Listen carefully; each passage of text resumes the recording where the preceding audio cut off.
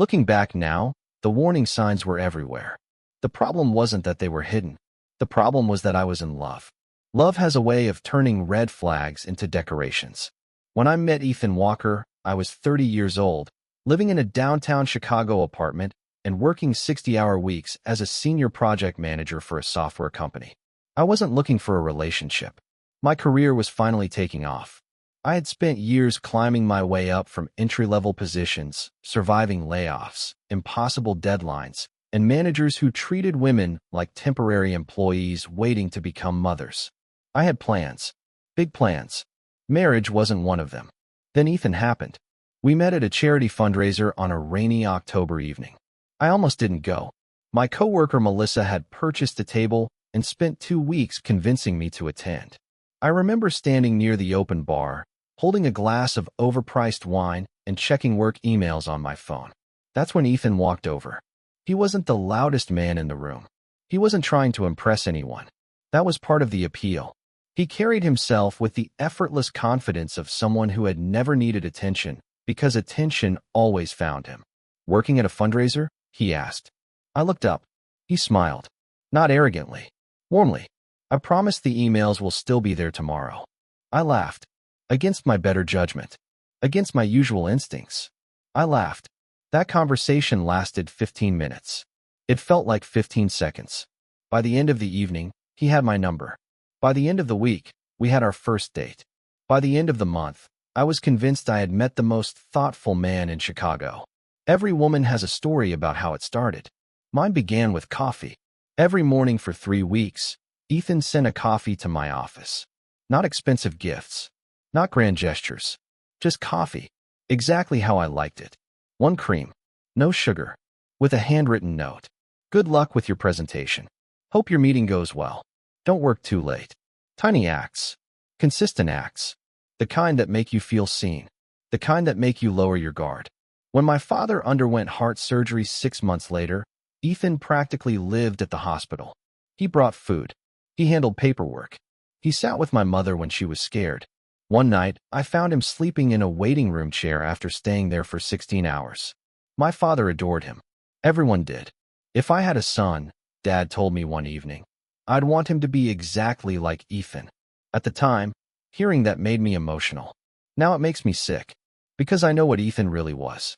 Not a good man. A patient man. A hunter doesn't chase forever. He waits. The first strange moment happened almost a year into our relationship. We were having dinner with his family. Margaret Walker was everything people expected from a wealthy, suburban widow. Perfect hair. Perfect posture. Perfect manners. The kind of woman who could insult you while sounding polite. His younger sister Chloe was different. Spoiled. Entitled. And somehow proud of it. She was 28 years old and still living off family money while working on what she called her future career. Nobody knew exactly what that career was. Least of all Chloe. During dinner that night, a waitress accidentally brought Chloe the wrong salad. Nothing serious. A simple mistake. Most adults would have exchanged the plate and moved on. Chloe made the waitress cry. Over lettuce. I remember sitting there in disbelief. The poor girl couldn't have been older than 19. She apologized 3 times. Chloe still demanded the manager. When the waitress finally walked away fighting tears, I leaned toward Ethan. That was kind of harsh. His response surprised me. People should do their jobs correctly. No sympathy. No concern. No humanity. Just dismissal. It bothered me. But not enough. Because 5 minutes later he kissed my forehead and asked if I wanted dessert. That's how manipulation works. 1 uncomfortable moment. 3 comforting ones. The brain remembers what feels good, not what feels dangerous. The second warning came 6 months before the wedding. I received an offer for a major promotion. Team lead. Nearly a $40,000 salary increase. My biggest career opportunity yet. I was ecstatic. When I told Ethan, he smiled. But something behind the smile felt wrong. Like disappointment. Like calculation. "That's great," he said. Then he asked, "Would the hours be longer?" I laughed. "Probably. Would you travel more?" "Maybe." He nodded slowly. The conversation ended. Or so I thought. For the next several weeks, he kept bringing it up. Not directly. Never directly. Always disguised as concern. "You work too hard. Don't burn yourself out. I just worry about your stress. At first it sounded supportive. Eventually it sounded strategic. I didn't recognize it until much later. Every comment pushed toward the same destination. Less work. More home. Less independence. More dependence. At the time, I ignored it. Because the wedding planning had started. Because life was busy. Because I trusted him. 3 months before the ceremony, I discovered something else. Something small. Something that should have mattered more. I was helping Ethan organize documents in his home office when I found an old photo album. Inside were pictures of him and a woman named Jessica, his ex-fiancée. I had heard her name only once. Briefly, years earlier. The engagement had ended suddenly. Nobody ever explained why. I looked through the album. They seemed happy. Normal. Then I noticed something strange. Every photo after the first year looked different. Jessica's smile changed. Her posture changed. She looked tired. Smaller somehow. As if someone had slowly drained the life from her. When Ethan walked into the room, he immediately took the album from my hands. Too quickly. Too firmly. Let's not dig up ancient history. The tone surprised me. Defensive. Sharp. I apologized. He kissed me. The moment passed. But now, looking back, I wonder what Jessica saw before she left. And more importantly, how close she came to marrying him. Because unlike Jessica, I actually did. And 2 days later, standing in that dining room with a bowl of beef stew between us, I finally met the real Ethan Walker. Not the charming boyfriend. Not the attentive fiancé. Not the perfect groom. The owner. The controller. The man who believed marriage was not a partnership. It was possession. And I was about to discover just how far that belief went. The first thing they took wasn't my freedom. It was my key. I didn't realize how important that would become until later.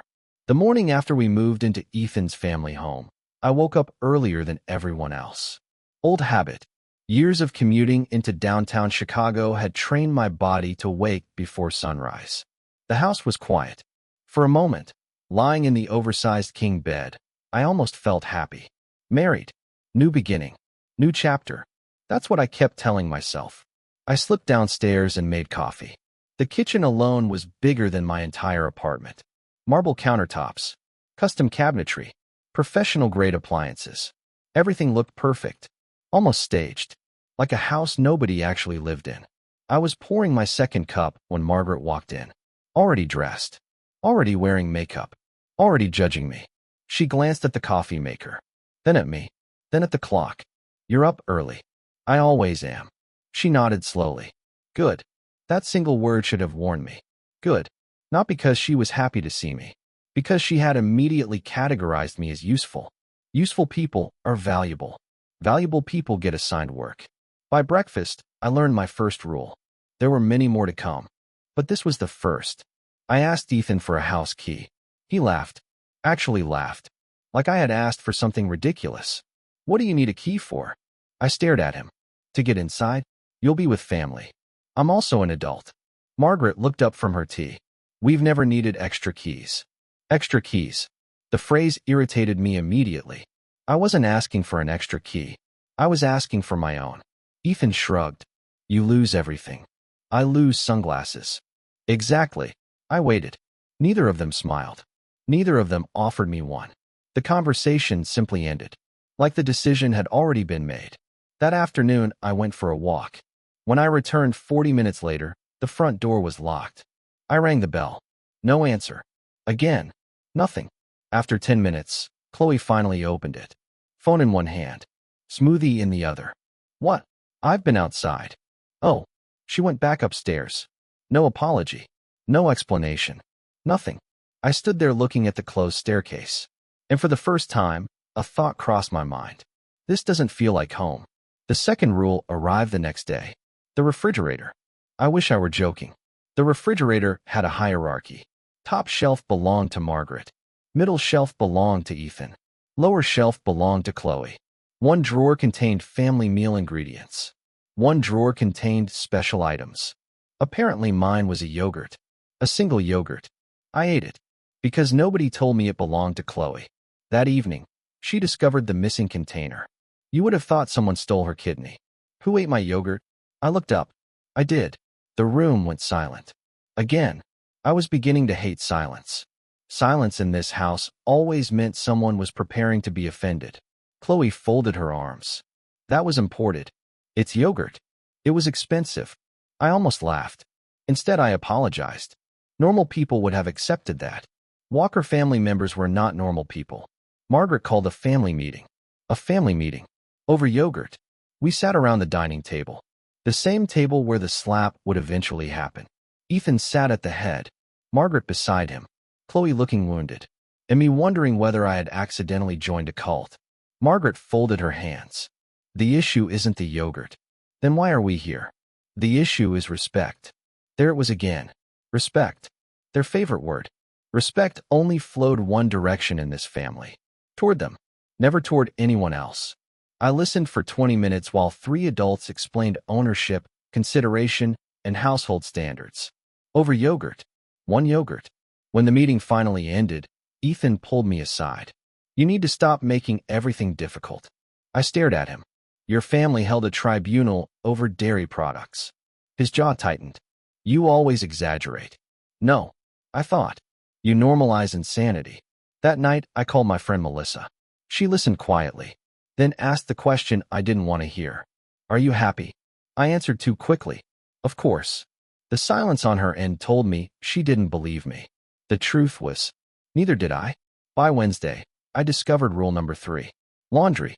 Or more specifically, my laundry responsibilities. I came downstairs carrying a basket of my own clothes. Margaret stopped me. Oh no. I blinked. What? Those can wait. She pointed toward 3 separate hampers. One belonged to Ethan. One belonged to Chloe. One belonged to her. I laughed. Nobody else did. My stomach dropped. Wait.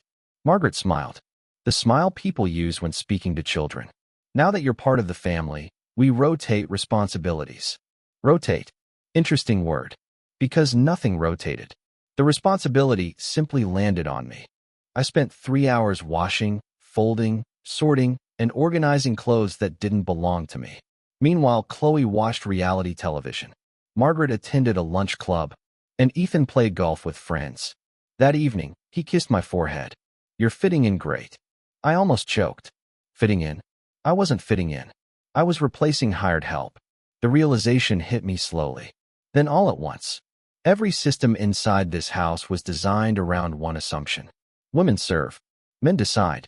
And daughters of the family remain daughters forever. Only daughters-in-law become workers.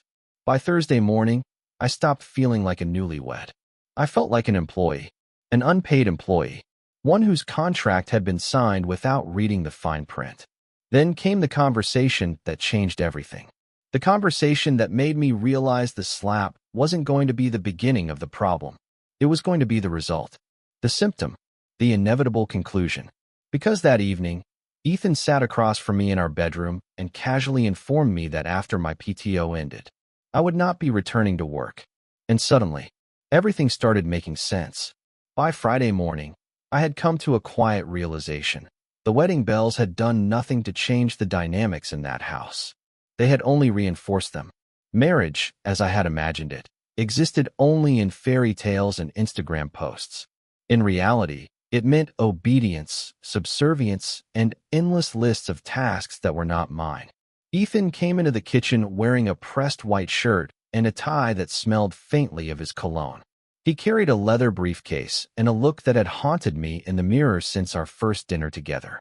Rachel, he began casually, have you considered what you'll do when your PTO ends? I set the coffee mug down slowly, measuring my response. I'll return to work, I said evenly.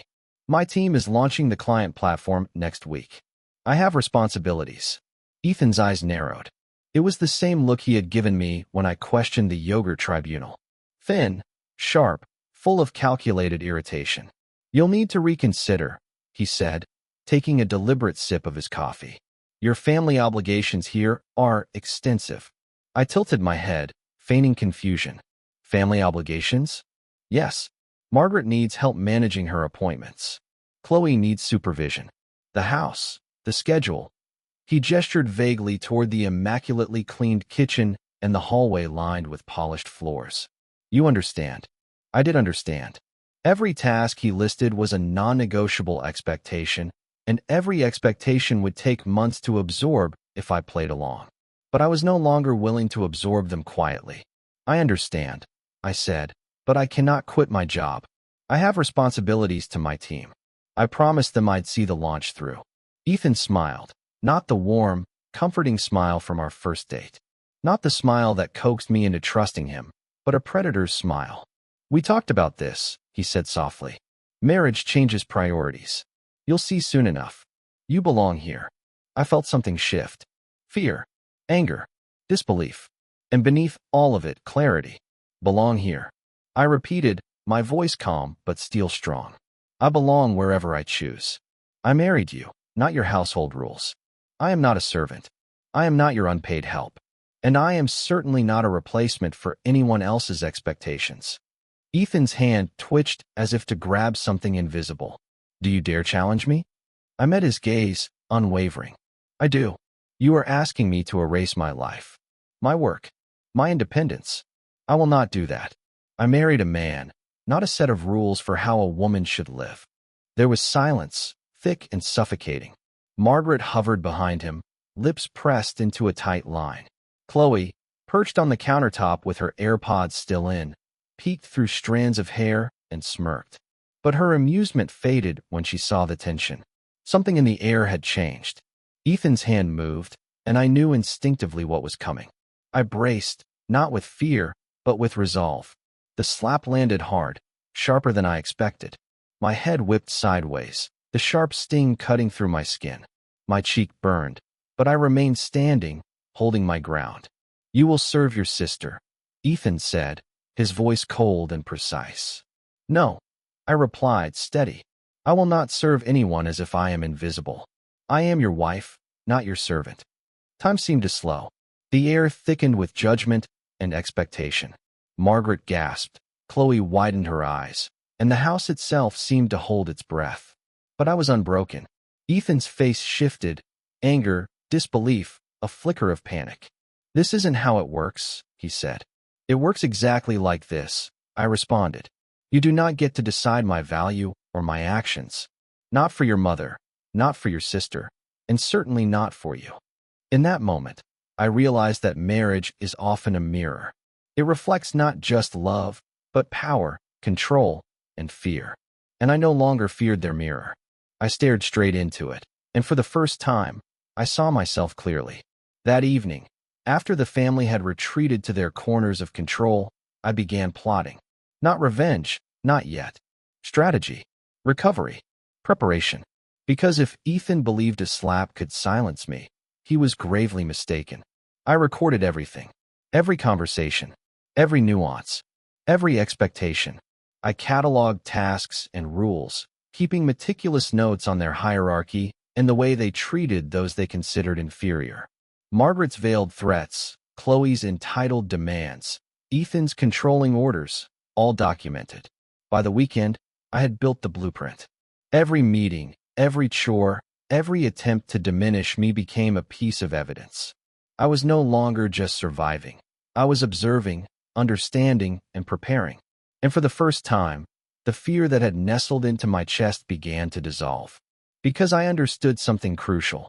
Control is only effective if the controlled remain unaware. And Ethan, Margaret, and Chloe were about to discover that I was awake. Fully awake. The battle had begun. And I was ready. The morning after Ethan slapped me, nobody mentioned it. Not Ethan. Not Margaret. Not Chloe. That was the most disturbing part. Not the violence. The normality. I came downstairs with a faint purple mark beginning to form beneath my cheekbone. Margaret was reading a magazine. Chloe was eating avocado toast. Ethan was scrolling through emails. No one looked uncomfortable. No one looked ashamed. No one even looked surprised. It was as if the previous night's slap had been as ordinary as passing the salt. That was when I realized something terrifying. This wasn't the first time. Maybe not with me. But somewhere in the history of that family, this behavior had existed before. Otherwise, they would have reacted. Instead, they acted like I was the strange one, the difficult one, the woman causing unnecessary drama. Margaret glanced up from her magazine. "That bruise should be covered before church on Sunday." I stared at her. Not because she had acknowledged it. Because she hadn't. She wasn't concerned. She was managing optics. Like a stain on expensive carpet. I could also tell people where it came from. The room went quiet. Margaret smiled. A warning smile. We don't discuss private family matters outside the family. There it was again. The family. The sacred institution used to excuse everything. Control. Manipulation. Violence. Silence. All wrapped inside one harmless word. Family. I looked at Ethan. He never looked up from his phone. Not once.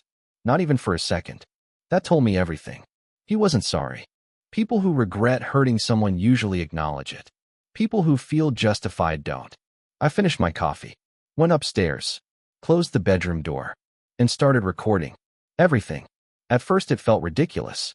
Like I was preparing evidence for a crime that hadn't happened yet. Then I remembered the slap.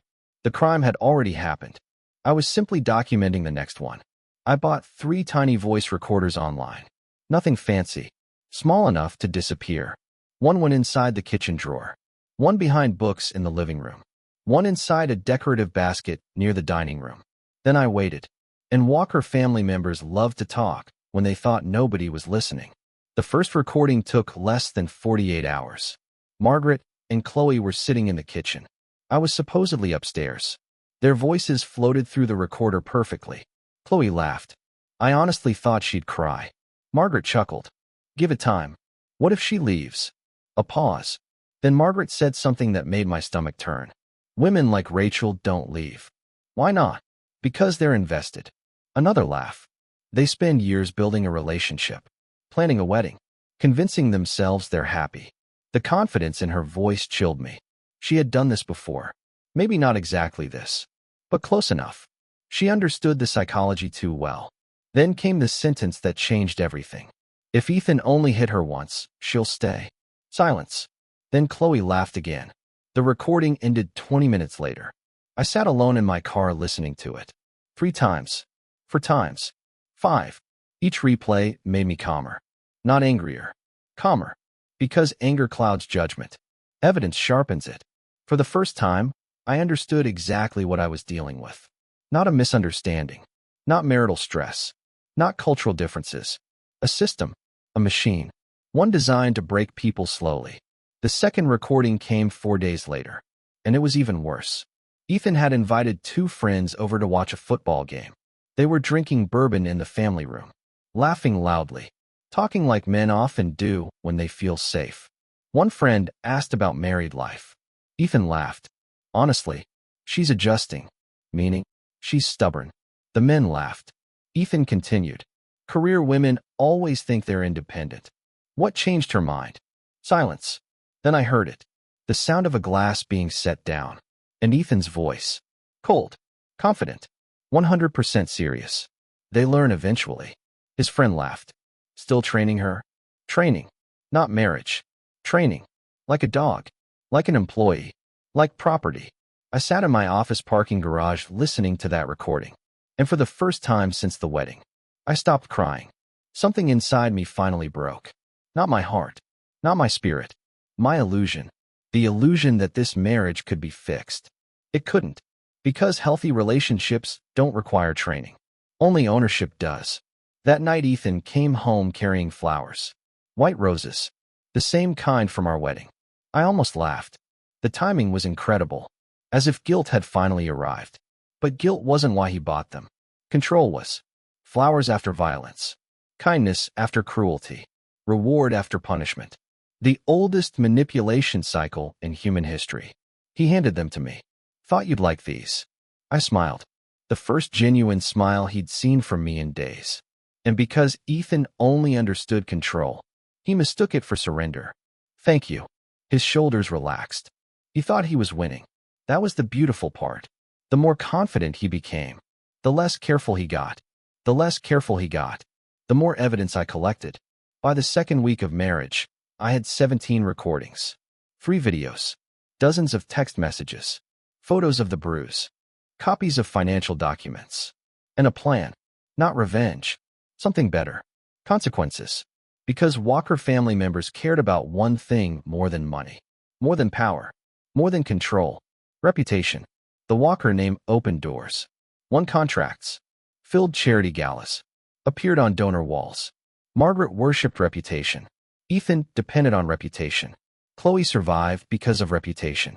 And 3 weeks from now, the Walker Family Foundation would host its annual charity gala. 300 guests. Business leaders. City officials. Corporate sponsors. Board members. Reporters. Everyone who mattered.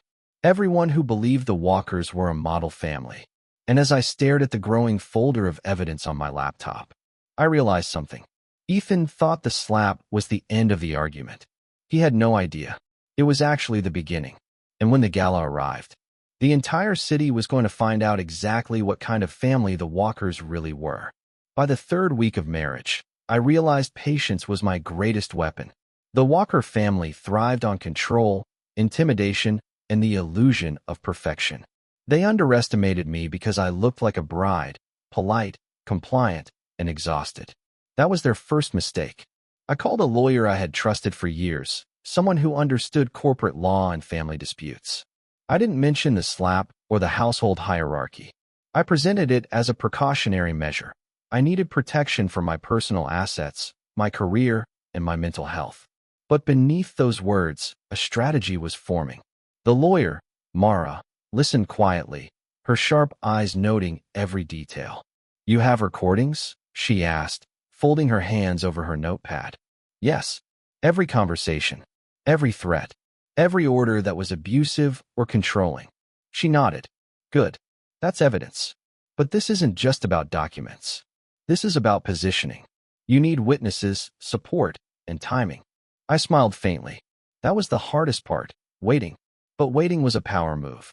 Then came the investigation into Ethan's past. It was subtle at first, an old photo here, a comment on social media there. But soon I discovered Jessica, his ex-fiancée. She had left him abruptly, and the story was murky, shrouded in excuses about distance and career ambitions. But digging deeper, I found her. Jessica had been pushed out by the same controlling family, trapped under the same rules I now faced. She confirmed everything. The household was a trap, designed to mold women into invisible staff. With each conversation, each recording, each confirmation from Jessica, my plan solidified.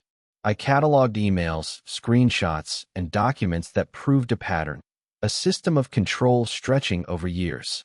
I wasn't just documenting a momentary abuse. I was unveiling a legacy of manipulation. And then came the files. Hidden in plain sight, Ethan had left copies of financial statements, contracts, and digital evidence on the family server.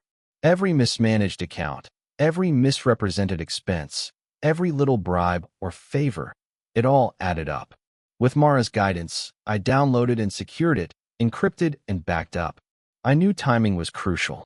One misstep could expose me too soon. I waited for the gala, the annual Walker charity event, the perfect stage. Hundreds of influential people would be present, and their perception of the Walker family was everything. This was my chance to show them who they really were. By the night of the gala, I had a full dossier: recordings, videos, witness statements, financial evidence, and corroboration from Jessica. I wore the confidence of someone who had seen behind the curtain and refused to blink. Ethan didn't recognize me. Not the bride who had walked into his house 3 weeks ago. Not the woman who had silently endured his rules. This Rachel was deliberate, controlled, and fully prepared. As the guests mingled and the speeches began, I set my plan in motion.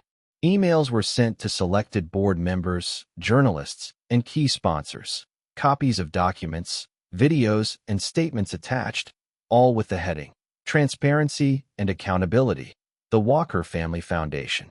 I didn't act out of spite. I acted out of clarity. The city would see the Walker family as I had seen them: manipulative, controlling, and dangerously charming behind closed doors. And as Ethan raised his glass to toast the audience, unaware of what was unfolding, I knew the night would change everything.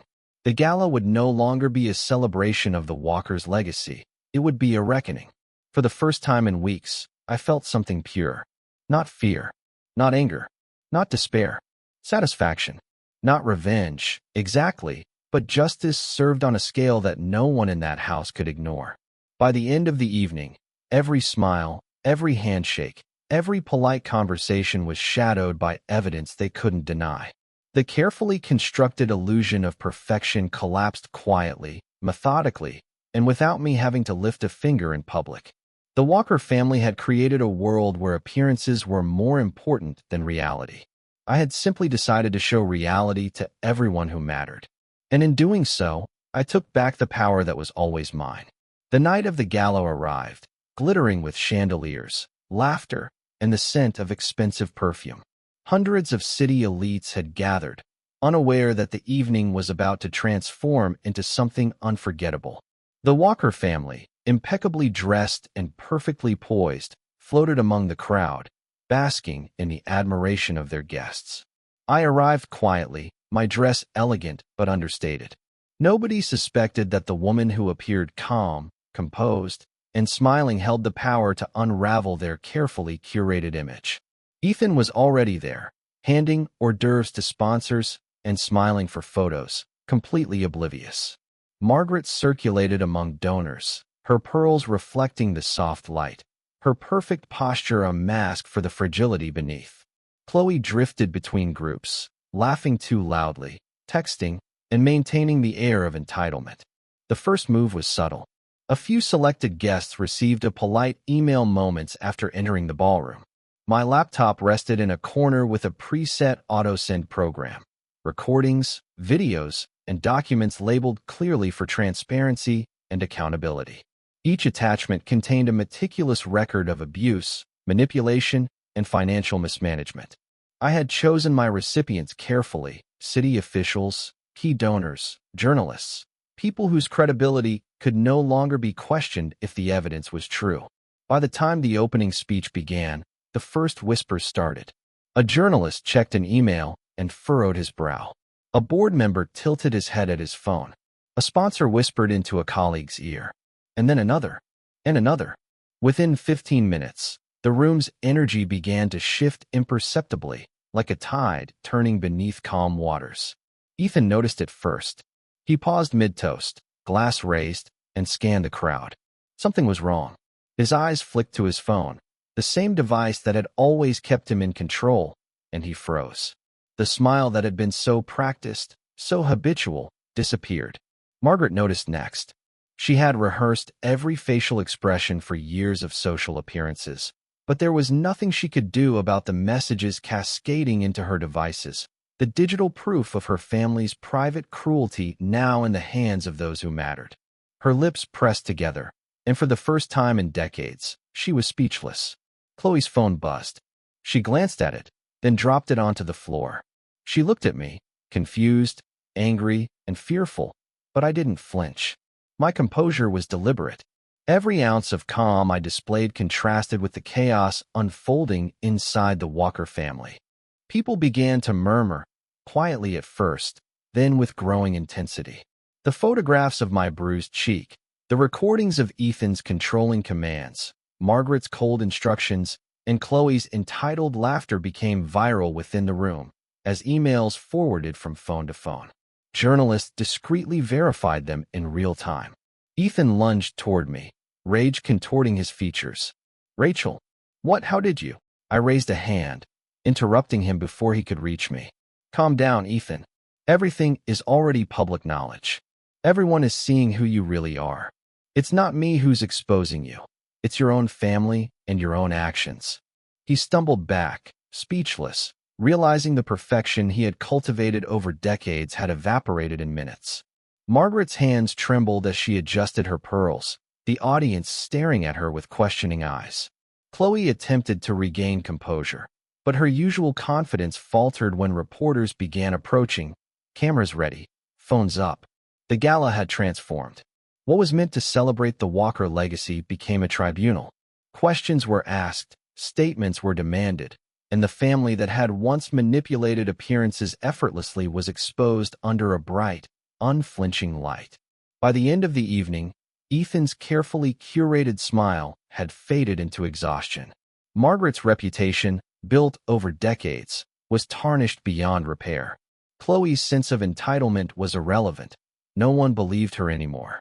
And I, Rachel, had walked through the entire event unscathed, my dignity intact, my evidence solid, my control absolute. The city would remember this night.